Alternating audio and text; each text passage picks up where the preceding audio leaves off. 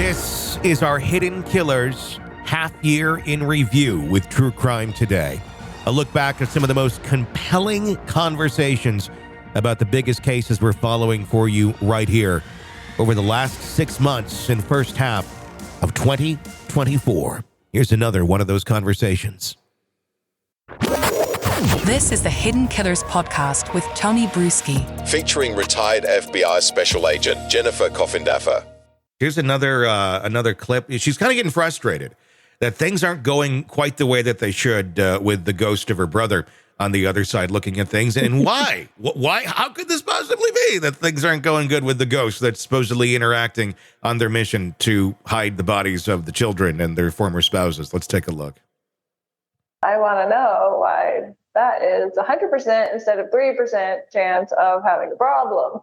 I think he was somewhat right in that. The other aspect was other people. It was a combination. I know it was a combination of other problems of the location, but what I'm saying is that it's a combination of only, 5 problems. I agree. That was a big one. It was a big one. My faith in those kinds of guarantees are lower. And beggars can't be choosers. I get that. But you know what I'm saying. Mm-hmm. It's not like I get to pick the colors of everything that I want. He's just going to have to figure it out. Right. Since I'm here and I can't be in charge of the project. So. Yeah. And I've thought back on that entire scenario. When we went over the plan and the blueprint. And yeah, he said that wouldn't be a problem. Right. What to take on that one. It was that. It really was. Right. No, I don't doubt that. It's just strange how it blossomed. So go ahead. You go ahead. No, I'm just going to say, so you think it was meant to have complications and meant to go that direction? At some point, yeah. Well, then you should have said, hey, this is a 99% chance that we're going to have trouble with this soil. Yeah. Right? I mean, that's all we were asking. Well, could this potentially be good, or do we have to fill it with sand?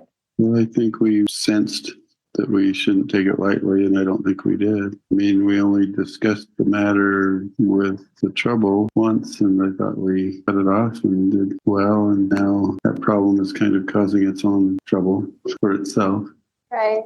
But there's other things in the project where when I'm going back over it, right, that I could have easily done or been inspired to do to avoid a lot of the issues that are going to come up with that. Yeah. That we weren't made aware of. So you see what I'm saying? Mm-hmm.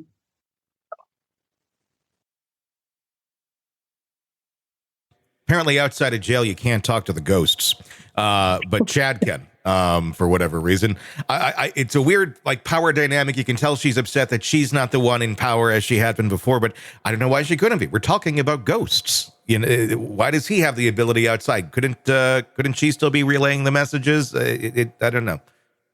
See, that's to my point, you're Tony, right. That she knows it's a bunch of rubbish. She also really admits there that she was the one in charge. And you can tell just by how they communicate with one another. Mm-hmm. She's the one upset. She's the one directing conversation. She's the one pressing everything. And he sounds like he's just a blob around for, the manipulation. Yeah. That's how it appears to me. The other point I was going to make, Tony, is if she really thought this was God inspired and that they had done nothing wrong, then why did she fight so hard to get the death penalty off the table? True. Yeah, that's a good point, because if she doesn't care about that, why don't you take me? I'm ready to go. I don't belong here anymore. Remember, she gets to live as a princess or whatever. Exactly. A part of the blueprint, part of the plan. And it just doesn't seem to work out too well. Let's listen to this other one. This is retired FBI agent Doug Hart reading some of the text from Chad to Lori. And it again just shows just kind of how dark Chad was getting and doing Lori's bidding. On July 29th of 2019. Who were the messages being exchanged between? Chad Daybell and Lori Vallow. What about these particular messages caught your attention?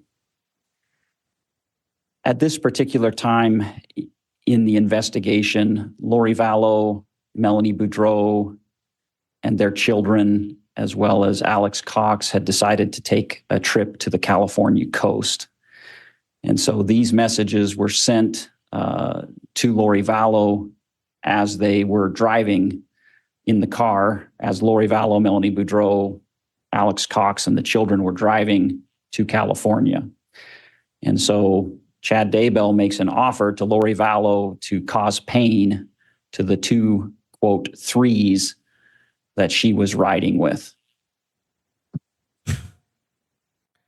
Threes, I think, referring to the spiritual level or the darkness level that he was assigning to people.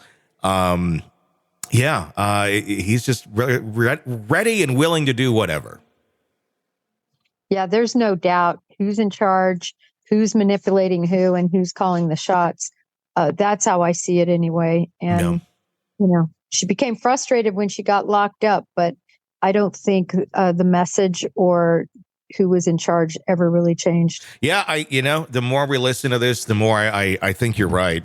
I do think Chad did have he's a little bit more than just the oaf that I thought he was, though, judging by how he continued to kind of move things along somewhat outside. I guess I'm a little bit surprised by that. But yeah, Lori just continues to have her control no matter where she's at. I don't think this is ever going to end well, obviously. For Chad, do you think we're going to get the death penalty in this now that this has been just played out in such gruesome detail?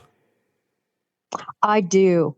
And I know we've discussed before whether that will, hold up. Mm-hmm. They'll have, decades to discuss it because we know how slow the process is. But I think he will get the death penalty. Want to listen ad-free? Want advanced access to all of our interviews before anyone else?